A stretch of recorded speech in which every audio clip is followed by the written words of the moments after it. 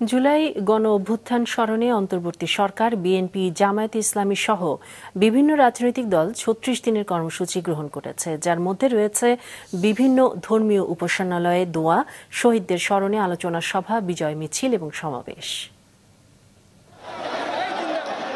বাংলাদেশের রাজনীতিতে নতুন ইতিহাস সৃষ্টি করেছে জুলাই গণ অভ্যুত্থান। ফ্যাসিবাদ মুক্ত নতুন বাংলাদেশ গড়ার স্বপ্নে জীবন বাজি রেখেছিল এদেশের তরুণ সমাজ।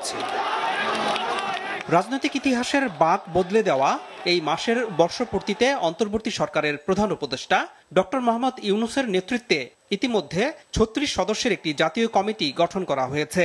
এই গণ অভ্যুত্থানের বর্ষপূর্তি উপলক্ষে ১ জুলাই থেকে ৫ আগস্ট পর্যন্ত ৩৬ দিনের কর্মসূচিও হাতে নিয়েছে সরকার।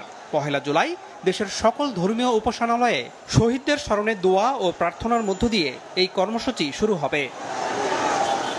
বাকি দিনগুলোর উল্লেখযোগ্য কর্মসূচির মধ্যে রয়েছে ৫ জুলাই আওয়ামী সরকারের জুলুম নির্যাতন প্রচারে দেশব্যাপী পোস্টারিং, ১৪ তারিখ জুলাই নারী দিবস হিসেবে চালু, প্রতি জেলায় জুলাই স্মৃতিস্তম্ভ স্থাপন, ১৫ তারিখ জুলাইয়ের স্মৃতিচারণ, ডকুমেন্টারি প্রদর্শনী ও জুলাইয়ের গান, ১৬ জুলাই রংপুর বেগম রোকেয়া বিশ্ববিদ্যালয়ে শহীদ আবু সাইদ স্মরণে অনুষ্ঠান, ১৮ জুলাই ১ মিনিটের প্রতীকী ইন্টারনেট ব্ল্যাকআউট। এছাড়া ৩ আগস্ট শাহবাগ থেকে শহীদ মিনার পর্যন্ত শোভাযাত্রা, ৫ আগস্ট ৬৪ জেলায় জুলাই শহীদ স্মৃতিস্তম্ভে পুষ্পস্তবক অর্পণ, মানিক মিয়া এভিনিউ অভিমুখে বিজয় মিছিলের আয়োজন করা।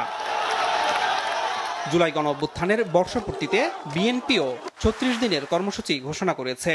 রয়েছে ১ জুলাই বাংলাদেশ চীন মৈত্রী সম্মেলন কেন্দ্রে জাতীয় ঐক্য ও গণতান্ত্রিক অভিযাত্রার আলোচনা সভা ও শহীদ পরিবারের সম্মানে বিশেষ অনুষ্ঠান, ১২ জুলাই গণঅভ্যুত্থানে নিহত ও আহত পরিবারের সঙ্গে বিএনপির ভারপ্রাপ্ত চেয়ারম্যান তারেক রহমানের মতবিনিময় সভা, ১৬ জুলাই শহীদ ওয়াসিম ও শহীদ আবু সাইদের স্মরণে চট্টগ্রাম ও রংপুরে ছাত্র সমাবেশ, ২৬ জুলাই মানিক মিয়া অ্যাভিনিউতে রোড টু জুলাই শিরোনামে গ্রাফিতি অঙ্কন ও গণসংগীত পরিবেশন, ৬ আগস্ট বিএনপির অঙ্গ ও সহযোগী সংগঠনের উদ্যোগে কেন্দ্রীয়ভাবে বিজয় মিছিল করা হবে।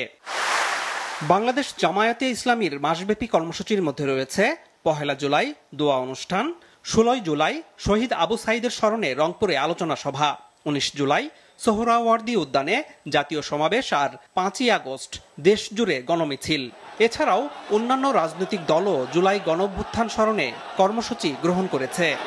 আনোয়ার হোসেন, মাছরাঙা সংবাদ, ঢাকা।